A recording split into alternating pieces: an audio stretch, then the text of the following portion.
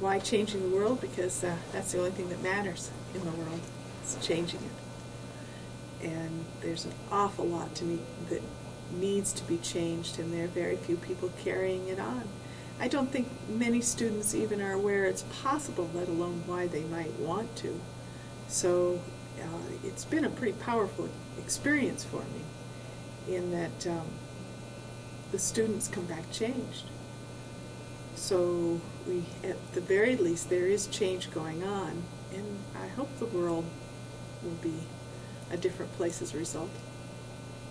I think I'm teaching a class like Changing the World because I teach, and that teaching just in itself is about changing the world. It has to do with bringing out the best in people and making connections between people and ideas and larger communities, and that's what Changing the World is about. So it seems like just because I teach at all, it was the natural thing to do to come up with a class like Changing the World, where those things can happen in a very purposeful, focused way. The motto of Buena Vista University since its founding over 100 years ago has been education for service, which provides, I think, a very unique lens through which we have tried to shine our curriculum and focus our sense of what it is we're trying to do with our students before they graduate. In my mind, of course, like Changing the World is both helps us achieve that goal of educating our students for service, but also points the way to the future of how our curriculum is moving. We are trying increasingly to give our students a chance to make dramatic connections with what they're learning in the curriculum through their variety of classrooms, to integrate their experiences as in residential life and in student life with that curriculum, but also to connect what they're learning on campus with the world and to show them how they will be able to serve the world to make it a better place. Changing the World is a perfect representation of what makes Buena Vista University so special. Professors working with students to clarify values, to explore options, to make connections between theory and practice, between what they're learning in class and their larger commitment to the world. It's a very involved relationship amongst the students and with the faculty. It's a very, I think, unique sense of really what the goal of education needs to be, and that is allowing each individual student to develop that voice and that sense of commitment to the world and to begin to learn for themselves what sorts of contributions they will be able to make as lifelong learners, as citizens, as well as meaningful participants in whatever career they finally end up adopting. So Changing the World, I think, is a beacon, if you will. It demonstrates, I think, a commitment to each individual student and to helping them determine what their contribution is going to be in the future. More and more of our curriculum is moving in that way, and I certainly see this as, I think, a fantastic representation of not only what we are committed to today and in the past with our students, but how we're moving to broaden and deepen that commitment through our curriculum in the years to come.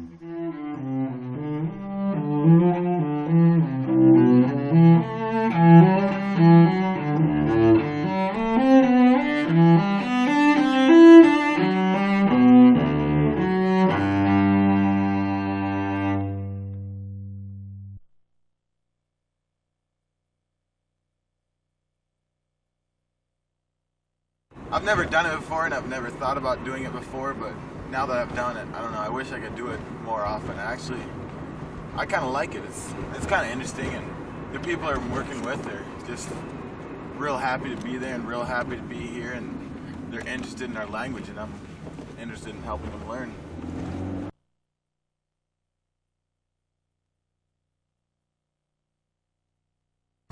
It's pretty interesting watching, because I mean, I'm only 19 and I'm here teaching people probably twice my age how to speak a language that I've known my whole life. And it's just interesting looking at it from a different aspect other than a child's view. Because I mean, they're learning stuff in a couple of weeks that it took me probably about 8 years to even learn close to half of what I needed to learn to survive in the world. And it's just kind of, I don't know, they're working on it, and I'm glad I can help out. I kind of feel it's part of our responsibility.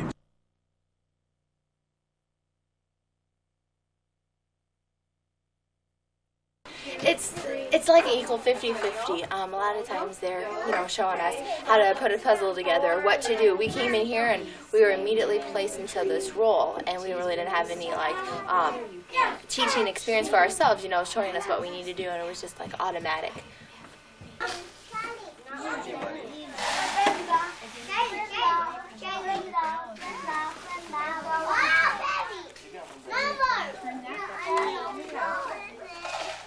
Here you go.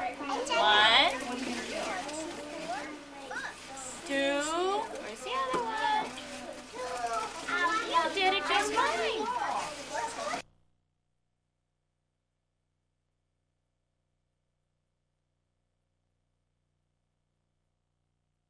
You teach me to take life a little lighter, not to be so serious all the time.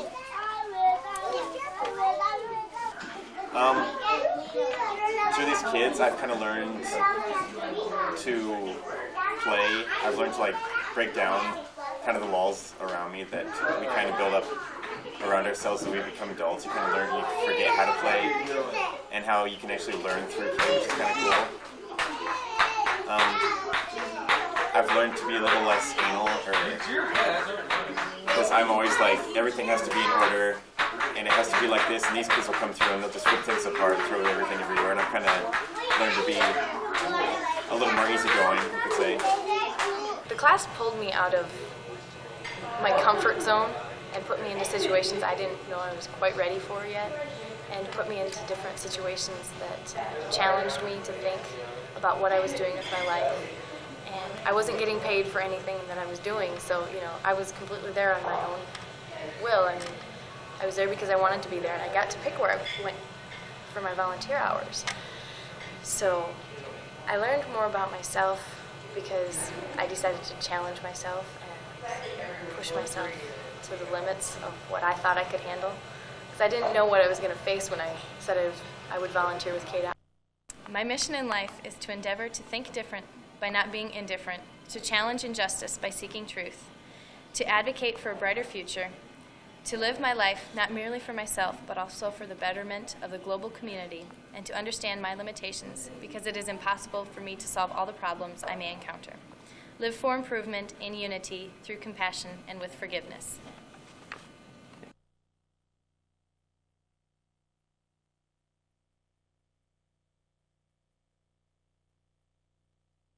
The biggest one is just the shortness of time.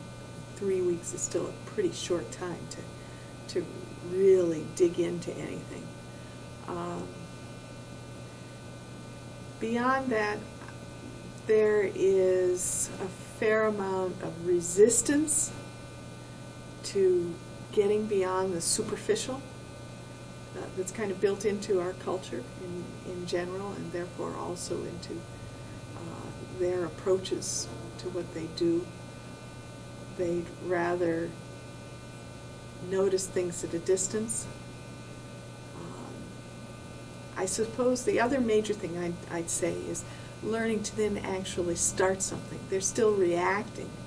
They aren't yet initiating. They aren't seeing something that needs to be done and then going out and doing that. It's a matter of they have set parameters and they act within those parameters that have already been predetermined by others. And you can't change the world until you realize that the parameters themselves are under your control, that they don't belong to anyone else.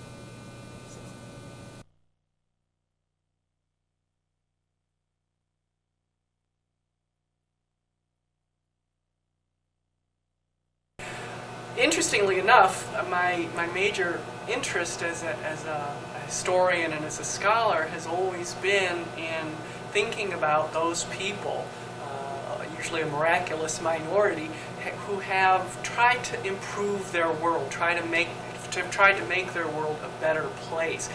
So a lot of my research throughout graduate school had to do with various groups who identified an ill or an evil in their midst and who organized to try to make the world a better place, to change the world, and address that evil that they had diagnosed. Why we decided to start this course with that book was sort of for a variety of reasons. First of all, we wanted the students to understand that by committing to changing the world, that they were joining a community of like-minded reformers that date well back into the late 18th century, to understand that they stand shoulder to shoulder with a diverse and a very intriguing and interesting assortment of people through time, or at least through the last couple hundred years in the West, who have tried to improve their world.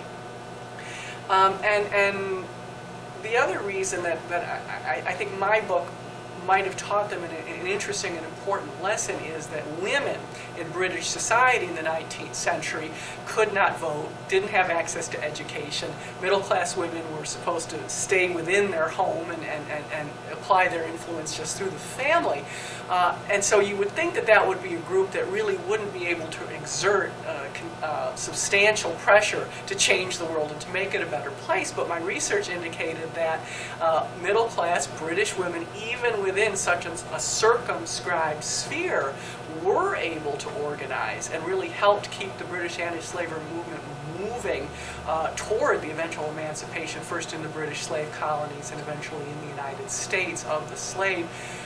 I think in 21st century America, often the question is, well, what can I do? What can one person do when the problems are so monumental? Students particularly might not feeling that they have access to power, to privilege, to the sorts of mechanisms that allow change to occur. My book is an object lesson that if you have the commitment and if you join in community with others who share that commitment, you can overcome those obstacles and really make a contribution that does indeed change the world.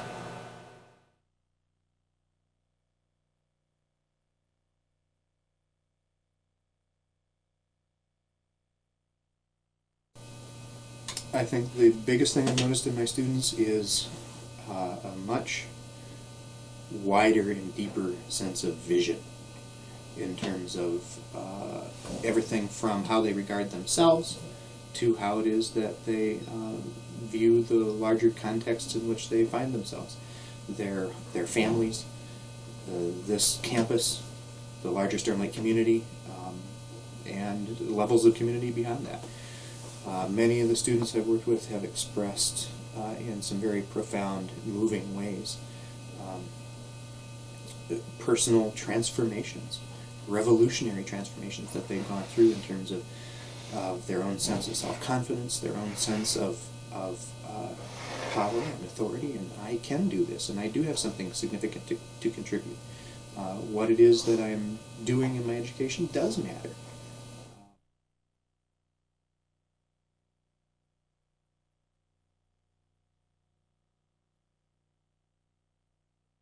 it's an enormous help for us because unlike school teachers, our children never go to PE or to art or to music or any of those things. So we're with them the entire time during the day. So it's so helpful for us to have the college students that come in, and we can give our kids more one-on-one attention that way. When Tara was here this month that she was working with the kids on the computer, and some of the kids have never even touched a computer before.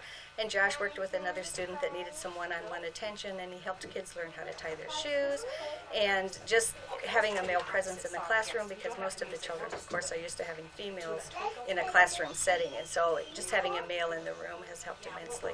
And he's read, I can't tell you how many books for those kids this year.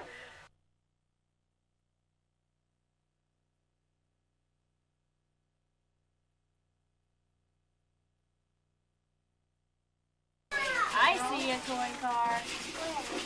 I'll give you. Oh, Alex found it. See it?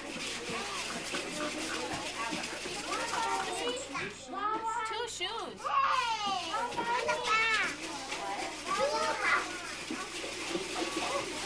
There you go.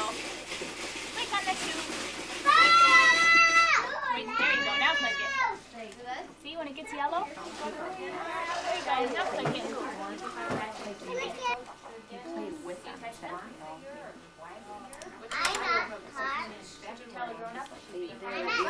Like yesterday, Molly and I spent time doing bird feeders. What do you do at home? So we're helping them do I'll give you a hint. Click on the wall.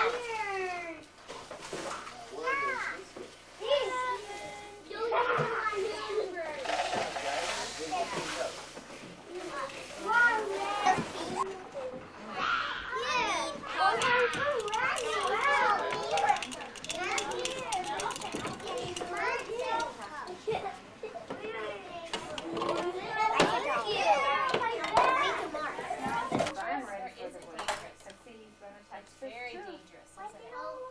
It'll hurt. If there's a cavity at mine, the dentist is worried because look at his arm. What's happening to the Stuck in there in those teeth. I wonder what will happen if he pushes on that tooth. You can't get near the fire and touch it because it's hot. Here's Right. the dentist, he says.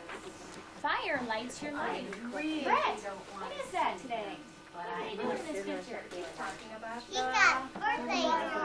What are they doing?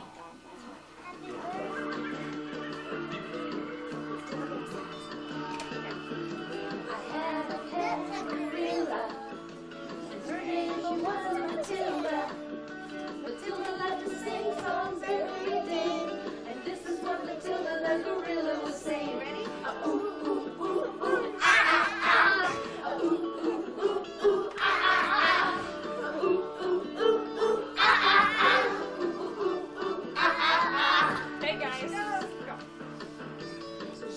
Strolling in the park, the people would laugh and the dogs would bark. They never understood a word Matilda would sing, but Matilda wasn't doing her gorilla thing. Ready? Ooh, ooh, ooh, ooh, ah, ah, ah. Ooh, ooh, ooh, ooh.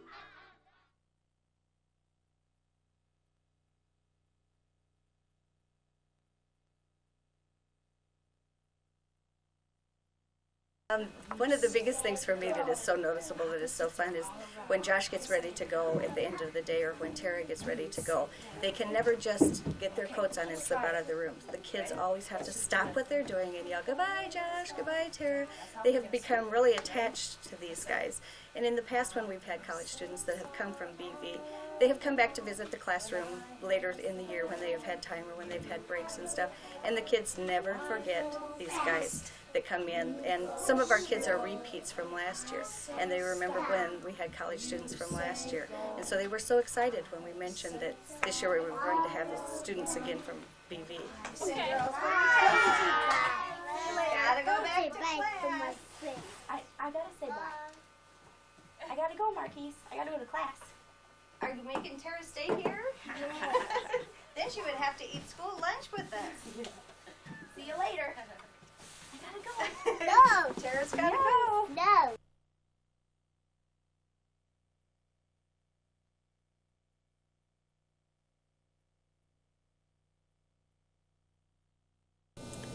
Well, there's always a kind of sadness that accompanies a class like this ending, much more so than my other classes. Because in my other classes I can look forward to having the students again, but this kind of context is unique, the sharing. So there's definitely a grieving process of letting go. But there's also this sense of that these are seeds that are planted, and I wish I would get to see the flowering, but I'll be lucky if I even see some green sprouts poking up. Only in one class did we actually get to see the changes happening afterwards, and that was because it was a class in which a disaster happened the next to the last day. They suddenly realized that not only could they change the world out there, they could change the world in their class. I asked them to shape how they would finally like to be graded. They had to trust each other, and they suddenly discovered that they did not. And that class then, as a result, had a problem that it went out with. And so I got lots of feedback after the class was ended as people worked through the problems created by that class that involved they had to talk with each other. They had to make the conclusion because it wasn't available in the class. But that's way too risky to do on an ordinary level. The thing that I think is striking me the most about this particular group of students is that while they tend to be a little bit quiet in discussion sometimes, they help to bring out the best in each other. They are very, very thoughtful. They are willing to ask tough questions of themselves and of the larger situations that they find themselves in. They write very well. They have great hearts. And I think that many of them don't give themselves enough credit for that. They have great hearts. They are very attuned and they are learning to become even better attuned to the needs and realities that confront them every day. They're becoming very perceptive, thoughtful, critical, compassionate, forgiving, curious, driven, committed people. So I have huge hopes and expectations for these folks. They are already and are going to continue to make a huge impact wherever they go.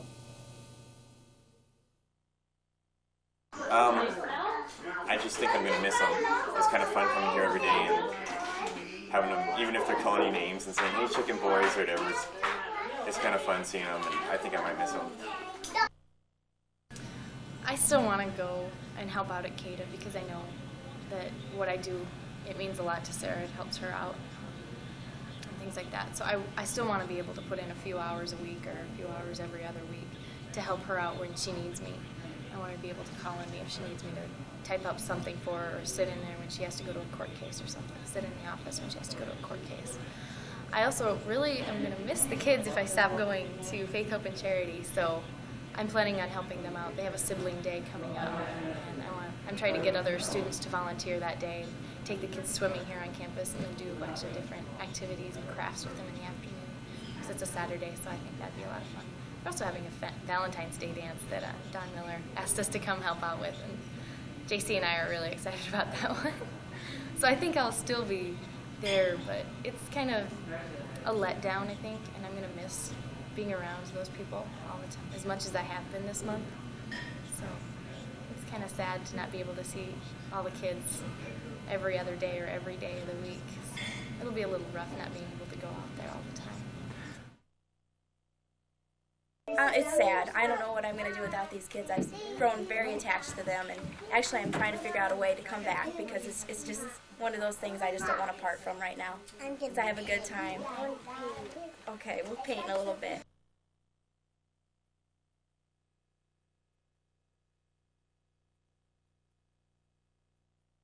It's only at a school like Buena Vista where I think the faculty walk into the classroom knowing that they will learn as much from the students as the students will learn from them, that it's a two-way dynamic here rather than faculty feeling that they have to be the font of all knowledge. what I have learned, the lessons have been profound and I think very engaging. I've learned more about what motivates students today. My undergraduate career was right after the Vietnam experience and still tinged by a very different set of involvement and criteria for engagement. Students today have a different lens on the world and on their ability to make a contribution to the world. And I have learned a lot by hearing them talk about their commitment. And I've been so inspired as the weeks have progressed to hear their engagement in their community work deepen as they make connection with the people that they're working with, as they start reflecting on the experiences, as they start making links between what they've learned in the classrooms and what the sorts of work and contributions they're making outside the classroom. So I have learned a tremendous amount from these students and really feel inspired. I mean, the students that we are preparing are the future of this country, of this republic, of this democracy, and it's inspiring to me and very important that that I hear and I learn from their commitment and how it is they want to change the world.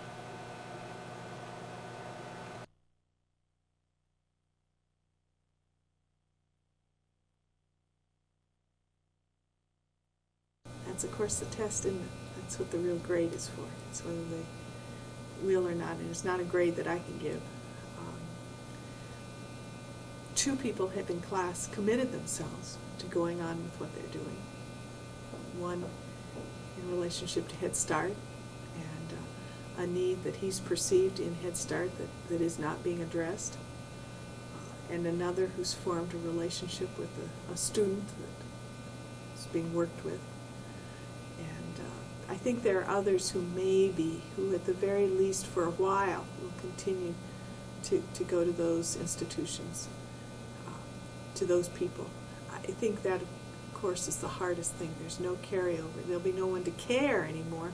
And that community context in which people care that you're helping is crucial to there being real service like that. So with the disappearance of this community, most of that will disappear. But they'll have a memory of what it was like to be a part of a caring community and to reaching out. And I hope what will happen is then they'll go out in the world always looking for that kind of community, and when they'll find it, that's when the real change in the world will happen. But this is kind of like hors d'oeuvres. It's like giving somebody a chance to taste what it feels like to really be involved in shaping the world, in hopes that a few of them will go back for a second helping, because this is a very small helping.